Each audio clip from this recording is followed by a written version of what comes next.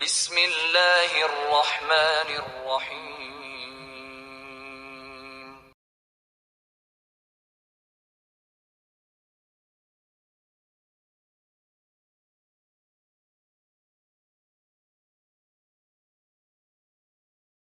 Kami nak mendengar hadis tentang Dajjal dah lahir atau belum?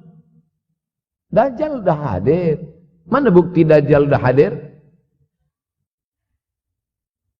Kurma bisan tidak lagi berbuah. Bila kurma bisan tidak berbuah, Dajjal dah nak datang. Kurma bisan sekarang sudah berkurang, tak berbuah.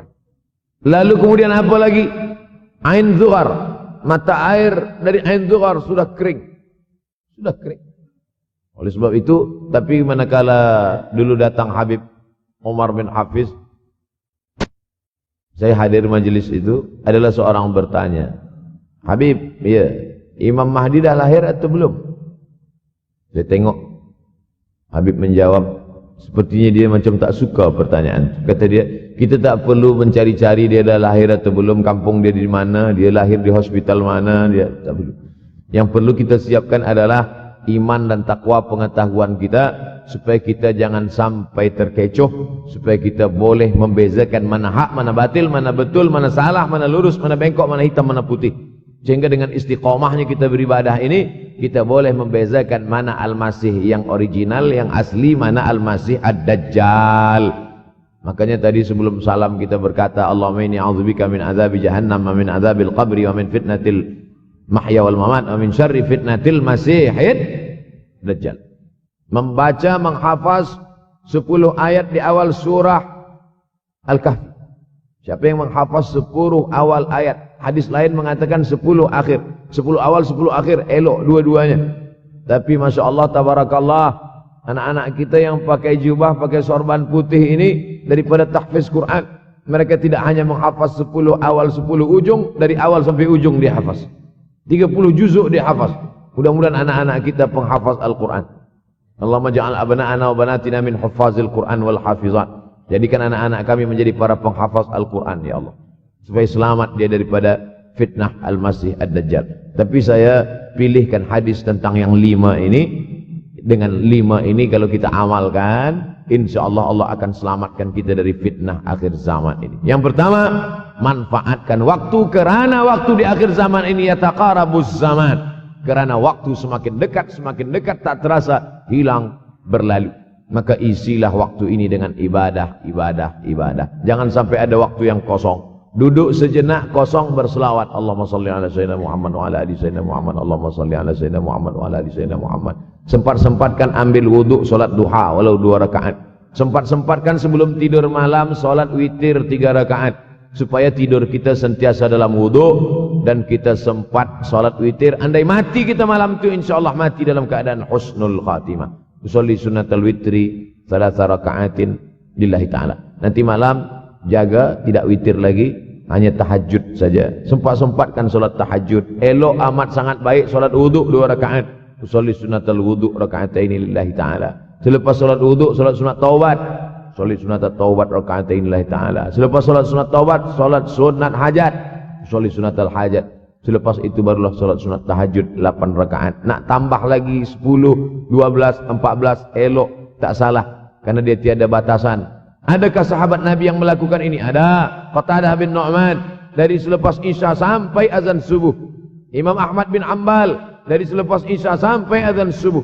Bahkan mereka menghatamkan Al-Quran dalam tahajud mereka. Maka bahkan ada imam yang disebut dengan As-Sajjad, kerana banyak sujud kepada Allah Subhanahu wa ta'ala. Kerana akhir zaman ini godaan begitu besar. Dulu orang tengah malam tahajud, jam 2 malam, jam 3 malam dia bangun. Kerana dia membaca hadis sab'atun yudhilluhumullah. Ada 7 golongan yang mendapatkan naungan Allah. Yauma la dhilla illa dhilluh. Hari itu tak ada naungan kecuali naungan Allah. Rajulun, ada seseorang, zakarallah, dia berzikir mengingat Allah, khalian, di tengah malam, tak ada manusia. Fafadat ainahu, menetes air mata. Maka yang pertama ini, jangan sampai kita kehilangan waktu. Kerana waktu, al-waktu kasaif. Waktu ini seperti pedang. Illam taqta'hu qata'aka. Kalau tidak kau patahkan dia. Kalau kau dapat pedang, patahkan. Sebab kalau tidak kau patahkan, dia yang akan memotong engkau, mematahkan tulang-tulang engkau. Waktu ini kalau tidak kita manfaatkan, kita akan ditanya tentang waktu kemana saja waktu yang sudah kau pakai. Inna sam'a, pendengaran, wal basar, penglihatan, wal fuad, hati, kullu ulaika kana anhu mas'ula. Semua akan disoal, semua akan diminta tanggung jawab di hadapan Allah. Kemana waktu yang sudah aku bagi dulu engkau pakai? Yang pertama nanti ditanya, la tazulu qadama 'abdin yaumal qiyamah. Kaki anak Adam tidak akan bergeser, tidak akan beralih dari tempat tegaknya pada hari kiamat hatta yus'al, sampai dia disoal, sampai dia ditanya. La tus'alunna yauma idzin 'anin na'im. Banyak yang akan ditanya nanti. Tapi Nabi bagi tahu, di antara yang akan ditanya dari sekian banyak nikmat itu 4. Yang pertama, an umrihi fima afnah. Umur kemana engkau habiskan? Hari ini ada anak-anak muda belia umurnya 17 tahun. 17 tahun habis menghafaz Al-Quran. 17 tahun habis iktikaf dalam masjid. 17 tahun habis berzikir, berjubah, bersorban, mengabdikan ilmu, berkhidmat kepada ulama. 17 tahun habis. Tapi ada pula yang dibalik, 71 tahun habis. Rumah, office, kopi, rumah, office, kopi, rumah, office, kopi, batuk, mati habis. Apa yang dapat kita bawa menghadap Allah SWT? Yang pertama, yataqarabuz zaman. Yang kedua adalah wa yanqusul ilmu. Ilmu semakin berkurang. Kalau sudah ilmu berkurang, apa yang bertambah? Jahil. Kalau ilmu bertambah, jahil berkurang. Kalau ilmu berkurang, jahil bertambah. Mana ada orang jahil cakapnya didengar orang? Saya dulu awal-awal membaca hadis ini, wa yanqusul ilmu. Ilmu berkurang, jahil bertambah. Rasanya tak mungkin, tak logik, tak masuk akal. Mana ada orang tak berilmu cakap dia didengar? Sekarang baru saya faham. Dulu orang tak berilmu ditinggalkan orang. Sekarang orang tak berilmu, asal dia pandai berbicara, dia akan didengar orang. Bahkan orang jahil pula punya channel. Apa namanya? Jahil.com. Orang jahil punya channel. Banyak pula follower dia daripada follower kita. Banyak pula viewer dia daripada viewer kita. Sebab apa?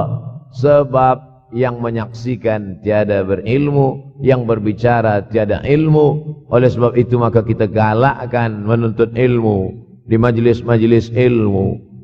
Untuk apa Abdul Somad sudah berumur 43 tahun pun masih pergi juga lagi ke Sudan belajar? Apa yang nak dicari ini? Tak lain tak bukan, mudah-mudahan kita termasuk orang yang sampai akhir hidupnya mencari ilmu, insyaAllah. Saya datang kemari bukan niat mengajarkan ilmu. Saya datang ke Malaysia tetap niatnya belajar mencari ilmu. Man salaka tariqan, siapa yang melangkahkan kaki melalui suatu jalan, yaltamisu fihi ilman, siapa yang melalui suatu jalan niatnya untuk mencari ilmu, sahalallahu lahu bihi tariqan ilal jannah, dimudahkan Allah jalannya menuju surga. Innallaha la yantazi'ul ilma intiza'an. Innallaha la yanzi'ul ilma intiza'an. Allah kalau mencabut ilmu, bukan macam mencabut pokok kayu dari tanah. La yantazi'ul ilmu intiza'an. Allah tidak mencabut ilmu macam mencabut pokok kayu dari tanah hingga ke akarnya, tidak. Lalu bagaimana ilmu ini dicabut? Biqabdil ulama. Dengan matinya ulama, maka habislah ilmu. Meninggal Imam Syafi'i, berkurang ilmu. Meninggal Imam Nawawi, berkurang ilmu. Meninggal Imam Fulan, berkurang ilmu. Maka yang hadir adalah al-juhala. Yang lebih menakutkan lagi adalah al-juhala bithawbil ulama. Orang jahil dengan pakaian ulama.